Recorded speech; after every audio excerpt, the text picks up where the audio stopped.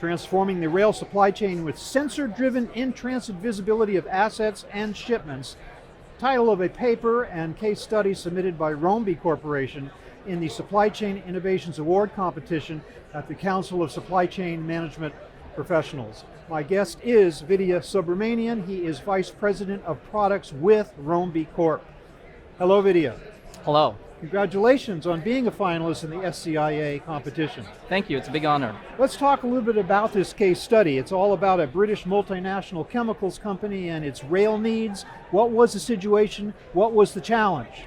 There were really three challenges that the customer wanted to solve. Mm-hmm. One was the ability to tell accurately when their rail cars would actually be delivered to their customers. Mm-hmm. The second one was the ability to understand when their customers use the product that was delivered so they can bring their rail cars back to them.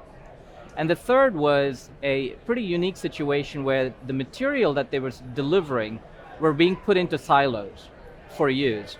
And in some cases, because of the types of material they were using, they all looked the same. And they would put the wrong material grade in the wrong silo, which could cause potentially a lot of wastage because now you've got to redo the product, clean the silo, and the entire system. So a serious challenge, and of course the chemicals company is a particularly sensitive operation from a regulatory and a safety standpoint too, so all of that has to be figured into the challenge. All of that is part of the whole solution. Yeah, so you need to ensure a constant flow of rail cars. You need to make sure you know when a rail car is empty, when it's available, when it's clean. That's a lot on your plate. Tell me about the solution. The solution involved two really IoT aspects. One was a Internet sensor. of Things. Internet of Things. Uh-huh. One of them was a sensor that would tell us very accurately where the rail car was. Mm-hmm.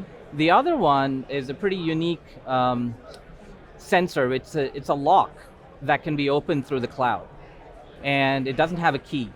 So the combination of knowing where the rail car was, knowing what material it was, and only allowing the lock to open when the material matched the sales order that was given to the customer, would the entire solution work. The uniqueness in all of this was the fact that we're able to tell when it would be delivered, when it's empty or full, all just through location and behavior.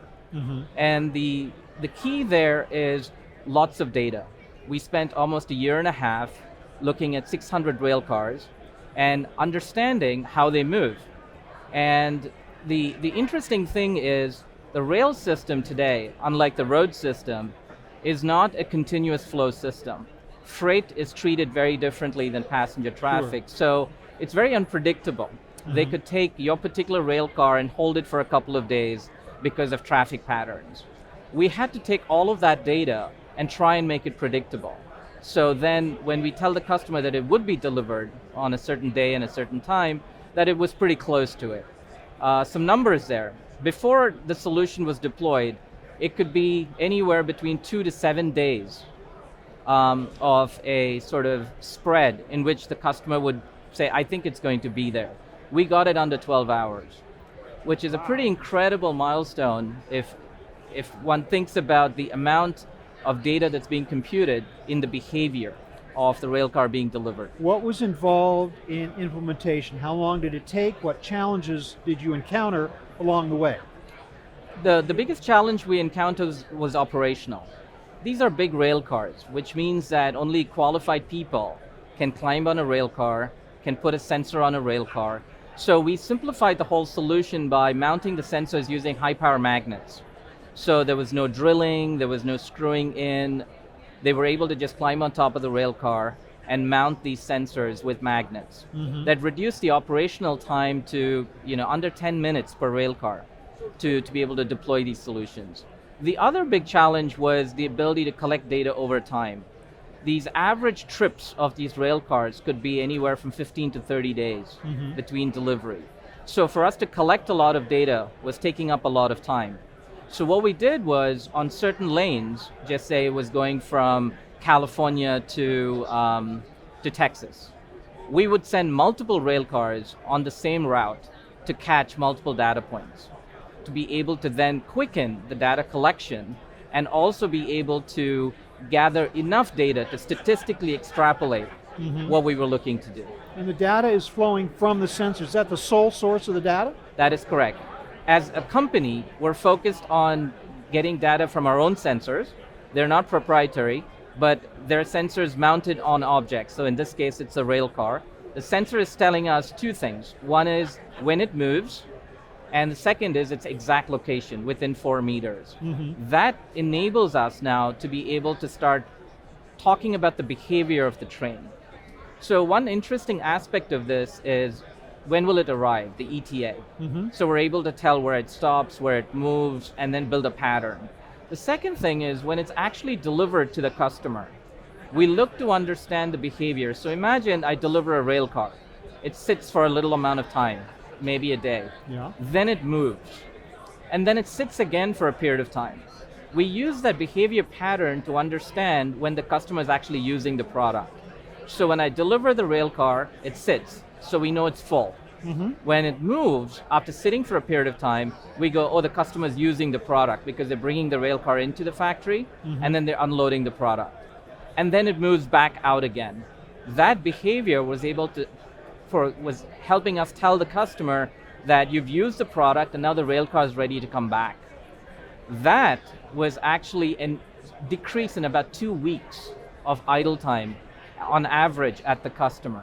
So we're saving our customer almost 20 to 25 days of just idle time, of non-use of the rail car. That's huge. Now, if you look at that across an entire fleet of say 10,000 rail cars, that's a lot of idle days.